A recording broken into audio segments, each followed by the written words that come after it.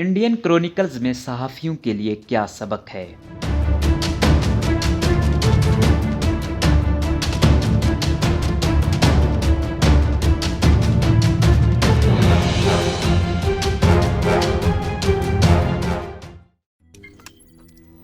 روزنامہ قدرت کی ویڈیو دیکھنے کے لیے ابھی یوٹیوب چینل پر سبسکرائب کریں اور بیل آئیکن پر بھی کلک کریں۔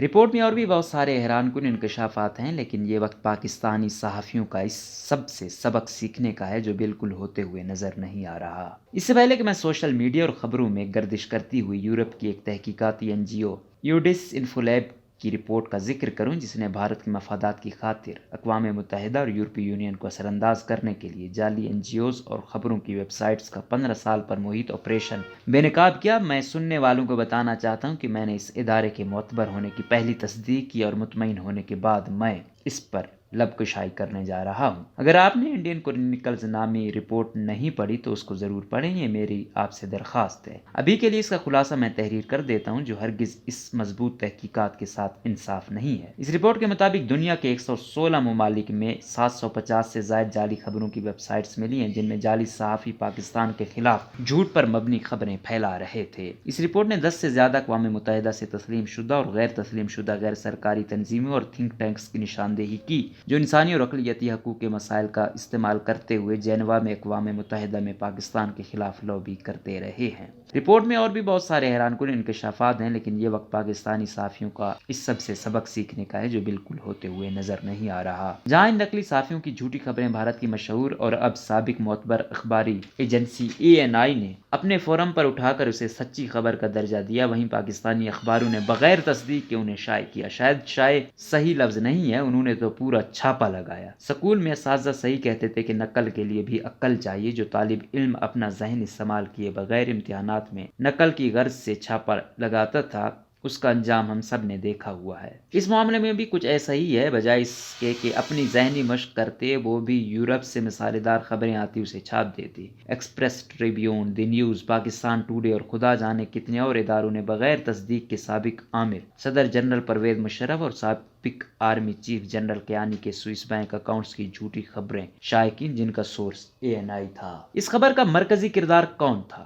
جیمز ڈی کرکٹن لندن میں مقیم ایک تحقیقاتی صحافی ہیں۔ انڈین کرونیکلز میں اس کردار کو ممکنہ نقلی شخصیت کہا گیا ہے، جس کا اسکورہ ارض پر موجودگی کا ثبوت سوائے اس کے کہ وہ پاکستان کے خلاف کالم لکھیں گے نہیں ملتا۔ کیا یہ صحافیوں کا کام نہیں تھا کہ اتنی بڑی اور سنسنی خیز خبر لکھنے والے نام نہاد صحافی کی تصدیق کرتے؟ کیا کسی کی معتبر یا قابل یقین ہونے کے لیے اتنا کافی ہے کہ وہ انگریز ہے یا انگریزوں والا نام ہے؟ کیا یہ یورپ کے کسی صحافتی ادارے صحافی کو ایک ای میل کر کے اس کردار کی تصدیق نہیں کی جا سکتی تھی؟ کیا اتنا بھی نہیں ہو سکتا تھا کہ اس مبینہ شخص سے وہ دستاویز ہی مانگ لیتے جس کی بنیاد پر اس نے اتنا بڑا دعویٰ کیا؟ خود احتسابی کا عمل شروع کرنے اور اپنی غلطی کا اعتراف کرنے کے برعکس میرے کچھ عزت مآب سینئر پیر و مرشد اور جانے مانے صحافی غیر معقول باتیں کر رہے ہیں۔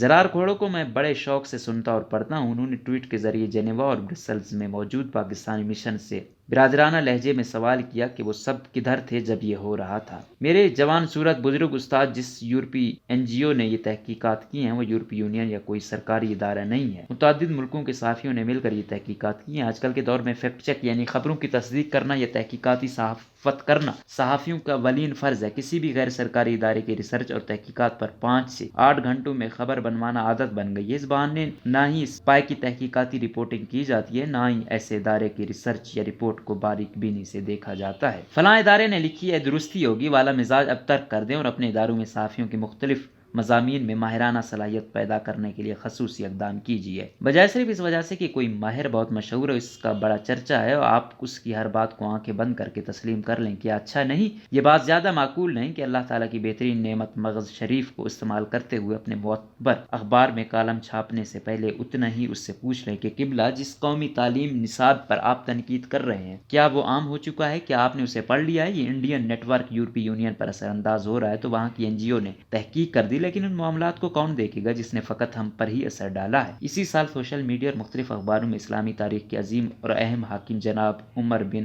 عبدالعزیز کے مقبرے کی بے حرمتی کی خبر اندھا دھند ہر طرف چھاپی گئی۔ کسی نے اتنی توفیق نہیں کی کہ یہ دیکھ لے کہ ترکی کے اخبار نے جس محلے کا ذکر کیا تھا کہ ان کا مقبرہ وہاں ہی ہے، یا مشہور ویب سائٹ ویکیپیڈیا پر جس مقام پر ان کے مقبرے کی موجودگی کا ذکر ہے، کیا وہ ٹھیک ہے؟ ترکی کے اخبار کا ذریعہ ایک باغی یہ ٹویٹ تھی، کیا اس آرٹیکل میں وہ ٹویٹ موجود تھی؟ صحافتی اصولوں کے مطابق کم از کم 2 ذرائع سے تصدیق ہونے کے بعد ہی کچھ کہا جا سکتا ہے کہ خبر میں کوئی وزن ہے یا نہیں۔ کم از کم سرین آبزرویٹری فار ہیومن رائٹس کہ اس دن کی رپورٹ ہی دیکھ لیتے کہ کیا ایسا کچھ انہوں نے بھی لکھا ہے، اور کچھ نہیں تو کم از کم فرقہ واریت کی اس خطرناک لہر کو بھانپتے ہوئے کسی کو بھیج کر ہی تصدیق کروا لیتے، یا یہ بھی کسی حکومتی سائبر بریگیڈ کا کام تھا۔ ابھی بھی اس بارے میں کوئی تصدیق شدہ خبر نہیں ہے، مانا کہ ماضی کی تاریخ کو مد نظر رکھتے ہوئے ریاستی اداروں کے دعووں پر مکمل طور پر یقین کرنا مشکل ہے، لیکن ہمیں ہر معاملے کو اپنے تجربے کے ساتھ ساتھ تعصبات سے پاک ہو کر غیر جانبدارانہ رویے کے ساتھ دیکھنا ہوتا ہے۔ جب ISPR نے ایک پریس کانفرنس میں پاکستان مخالف ٹویٹس کے جال کی نشاندہی کی تھی تو ہمیں چاہیے تھا کہ اپنے طور پر پروگرامنگ کے آلات کا استعمال کر کے ان دعووں کی